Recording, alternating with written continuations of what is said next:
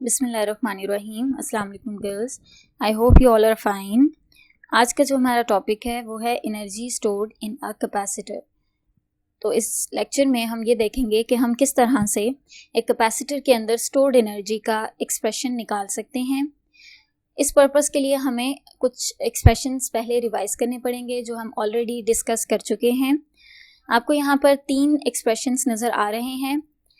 पहला expression delta U is equals to Q into delta V, ये basically electric potential energy को जाहिर करता है। यानी अगर आपके पास किसी इलेक्ट्रिक फील्ड के अंदर एक चार्ज Q मौजूद है और आप उसको पॉइंट A से पॉइंट B तक मूव करते हैं, तो कितना पोटेंशियल डिफरेंस आप मूव कर रहे हैं उसको चार्ज से मल्टीप्लाई कीजिए, तो वो इक्वल होगा उस एनर्जी के जो कि एज पोटेंशियल एनर्जी उसके अंदर उस चार्ज में स्टोर होगी।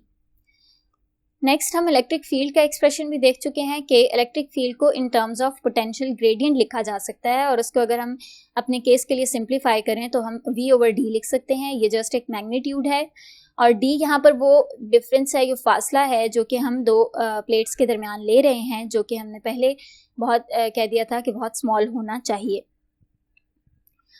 नेक्स्ट जो फॉर्मूला है थर्ड, ये हम बार बार डिस्कस कर चुके हैं। Q is equal to CV, ये कैपेसिटर के लिए एक बेसिक इक्वेशन है जो कि रिलेट करती है स्टोर्ड चार्ज को, कैपेसिटेंस और पोटेंशियल डिफरेंस से जो कि प्लेट्स के ऊपर मौजूद होगा। चलें स्टार्ट करते हैं। अब हम एनर्जी को समझना और उसके एक्सप्रेशन को डिराइव करना। तो जैसे कि हम पहले भी बात कर चुके हैं कि कैपेसिटर एक ऐसी डिवाइस है जो कि अपने अंदर चार्ज को स्टोर करती है, या आप अगर दूसरे अल्फाज में बात करें, दूसरी टर्म्स में बात करें, तो कैपेसिटर अपने अंदर इलेक्ट्रिकल पोटेंशियल एनर्जी सेव करता है। अब ये इलेक्ट्रिकल पोटेंशियल एनर्जी कैसे सेव होती है, इसको देखने के लिए हम ये देखेंगे कि जब चार्ज डेवलप होना शुरू करता है किसी भी प्लेट के ऊपर, तो क्या इफेक्ट्स जो हैं वो अराइज होंगे। तो सबसे पहले अगर हम कंसीडर करें कि प्लेट्स के ऊपर कोई चार्ज मौजूद नहीं है, तो उस टाइम पे जो पोटेंशियल डिफरेंस है वो भी 0 होगा। लेकिन जैसे जैसे चार्ज स्टोर होता जाएगा, प्लेट्स के दरमियान पोटेंशियल डिफरेंस बढ़ता जाएगा, और जब चार्ज अपनी एक मैक्सिमम वैल्यू Q तक पहुंचेगा तो पोटेंशियल डिफरेंस भी एक मैक्सिमम वैल्यू V तक पहुंच जाएगा। तो इसका मतलब ये हुआ कि चार्ज जैसे जैसे प्लेट्स के ऊपर स्टोर होता जाएगा, पोटेंशियल डिफरेंस बढ़ता जाएगा। इसी तरह से एनर्जी की एक्सप्रेशन या एनर्जी की वैल्यू में भी इंक्रीज आएगा, चूँकि हम देख चुके हैं कि एनर्जी का रिलेशन पोटेंशियल डिफरेंस के साथ है। तो अगर हम एक फॉर्मूला निकालना चाह रहे हैं एनर्जी के लिए, तो फिर हमें इस पोटेंशियल डिफरेंस की एक एवरेज वैल्यू लेनी पड़ेगी जो कि 0 से V तक चेंज हो रहा है, बढ़ रहा है। इस केस के लिए हम एक अर्थमेटिक मीन का फॉर्मूला इस्तेमाल करेंगे। सिंपली एक एवरेज लेंगे जिसमें हम 2 वैल्यूज लेंगे पोटेंशियल की, और उसको नंबर ऑफ वैल्यूज से डिवाइड करेंगे। तो हमने 0 और V 2 वैल्यूज ले ली और इनको 2 से डिवाइड कर दिया, तो हमारे pass on the average potential difference V/2 के इक्वल आया। जब हम इसको यूज करते हुए एनर्जी सॉल्व करेंगे तो डेल्टा U को हम लिखेंगे Q टाइम्स डेल्टा V से।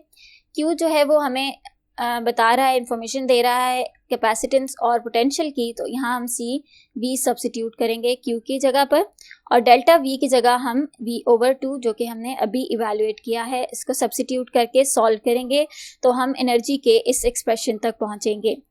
तो ये वो एक्सप्रेशन है जो कि किसी भी कैपेसिटर के अंदर सेव एनर्जी के बारे में बताता है। यानी एक कैपेसिटर के अंदर कितनी एनर्जी सेव होगी वो डिपेंड करता है कि उसकी कैपेसिटी या कैपेसिटेंस C कितनी है और उसकी प्लेट्स के दरमियान कितना पोटेंशियल डिफरेंस मौजूद है, उसके स्क्वायर पे डिपेंड करेगा। So this is the expression for energy stored in a capacitor and you have to remember it. अब हम इसको थोड़ा सा और जनरलाइज करते हैं। हम कैपेसिटर के अंदर स्टोर्ड एनर्जी के बजाय हम इलेक्ट्रिक फील्ड की बात करते हैं। एनर्जी कहाँ पे स्टोर हो रही है, बेसिकली उस इलेक्ट्रिक फील्ड के अंदर स्टोर हो रही है जो कैपेसिटर की प्लेट्स के दरमियान बन रहा है। तो अगर हम जनरल टर्म्स में लिखना चाहें तो बजाय इसके कि कैपेसिटेंस पे इसको डिपेंड करवाएं, हम इसको जनरल टर्म्स में इलेक्ट्रिक फील्ड स्ट्रेंथ के साथ रिलेट कर सकते हैं।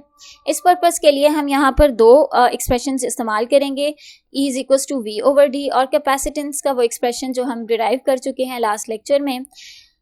जब इनको आप सब्स्टिट्यूट करते हैं तो आपके पास एनर्जी का जो फॉर्मूला है वो कुछ इस तरह से बनता है, energy is equals to 1/2 epsilon nought epsilon r E square A into D। अब ये वो एनर्जी है जो कि दो प्लेट्स जिनका एरिया A था और जिनके दरमियान डिफरेंस D पाया जाता है, सेपरेशन D थी, उसमें मौजूद इलेक्ट्रिक फील्ड के अंदर स्टोर है। तो अभी हमने देखा कि एनर्जी जो इलेक्ट्रिक फील्ड जो कि एक कैपेसिटर जनरेट कर रहा है उसके अंदर कितनी एनर्जी स्टोर होगी, उसका एक्सप्रेशन ये है।